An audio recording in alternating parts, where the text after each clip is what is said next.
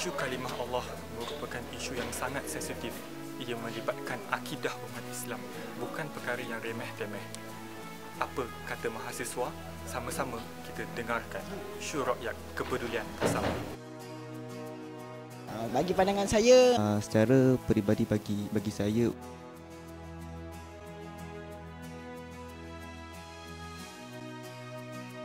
kalau mengikut wakil Malaysia, dia tidak sesuai kerana dia membuka pintu untuk satu masalah tentang agama, masalah akidah.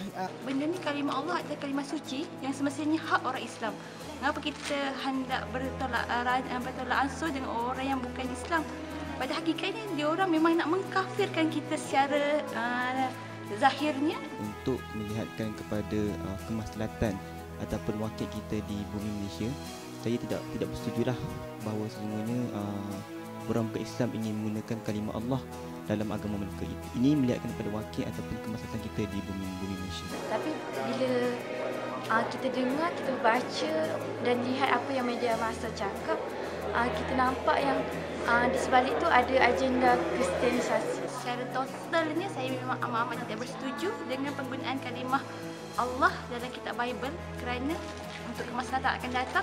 Cuba bayangkan untuk 10 tahun akan datang bagaimana anak-anak kita. Mereka akan keliru tentang kalimah Allah dengan penggunaan kalimah Allah yang digunakan dalam Bible. Allahuakbar. Skop kita akan lebih kecil dan kita akan mendapat saingan yang tinggi sebab dia orang mempunyai strategi yang tinggi dan kita pun seharusnya menutup daripada awal pintu-pintu terbuka untuk mereka berdakwah kat atas kita. Kalau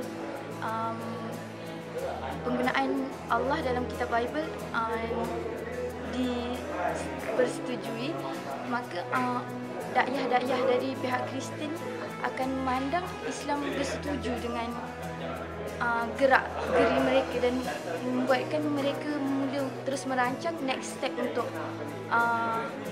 menggoyahkan Islam itu sendiri.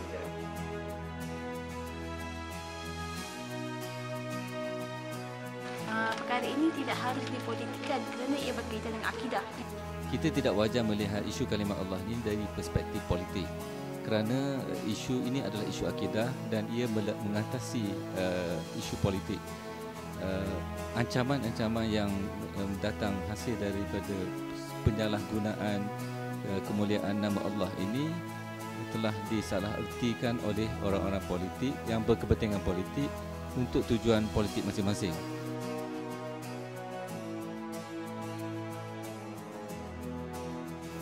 Dalam aspek perlembagaan ni, bila perlembagaan memberi ruang bahawa adanya undang-undang menyekat orang bukan Islam tidak boleh menggunakan istilah Allah bagi kepentingan Islam supaya orang Islam tidak tergugat, tidak terganggu, tidak rasa gelisah dengan penyalahgunaan kalimah Allah, maka itulah undang-undang sedia ada.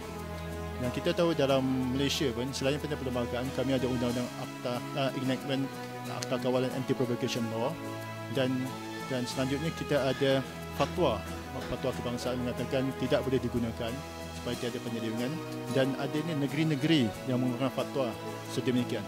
Jadi kalau adanya undang-undang, adanya fatwa dan lebih-lebih lagi di Malaysia bila terdapat sultan atau raja-raja Melayu sebagai ketua agama. Ya, kalau kita ada 3 perkara iaitu perlembagaan persekutuan, undang-undang negeri, fatwa dan titah sultan atau raja-raja Melayu.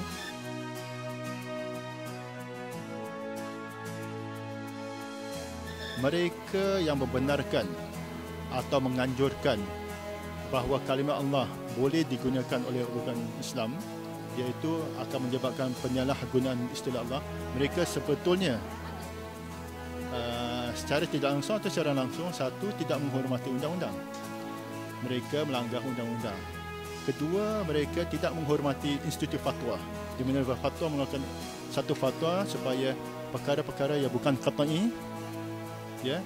Jadi kalau perkara ini tidak qat'i, masa bila difatwakan perkara yang jelas supaya orang Islam boleh mengikuti.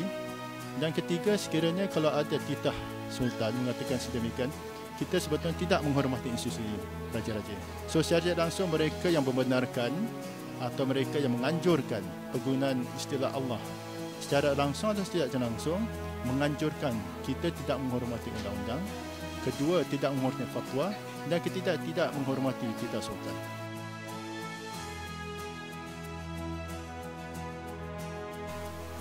Kesimpulannya, kita harus melihat kesan dan implikasi sekiranya penggunaan kalimah Allah digunakan oleh mereka yang bukan Islam, kerana kita tidak mahu berlakunya kekeliruan dalam kalangan umat Islam di Malaysia. Syurah yang kepedulian bersama.